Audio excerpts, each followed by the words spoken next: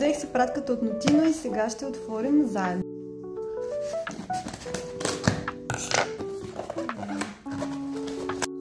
Ето така изглежда. Тук има някаква картичка.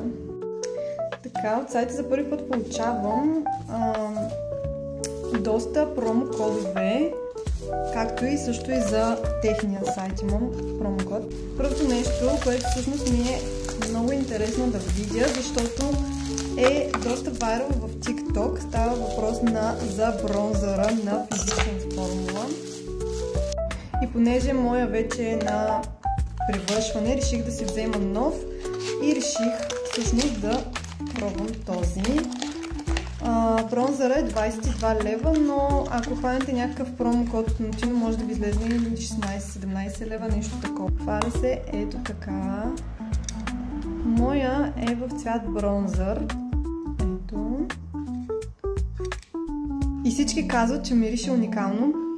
И да, наистина. Мирише ми на море. Сега ще го слочна.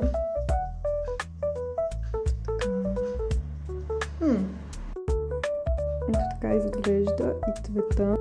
Забравих да кажа, че всъщност си идва с апликаторче, което аз няма да използвам.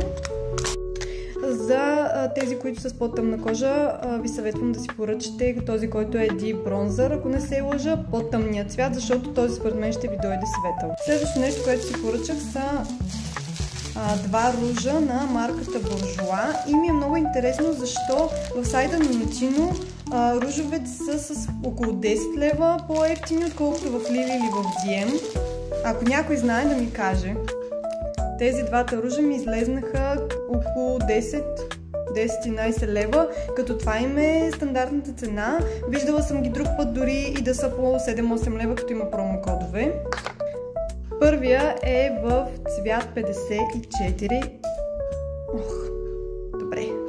Изпадна тук чечицата.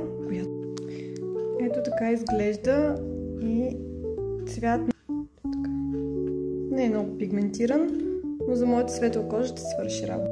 Следващия е цвят 3.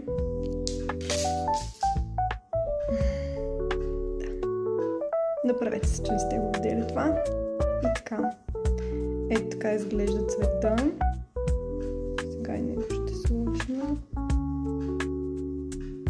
Ето така. Този е по-пигментиран. Ето и така изглеждат двата цвята.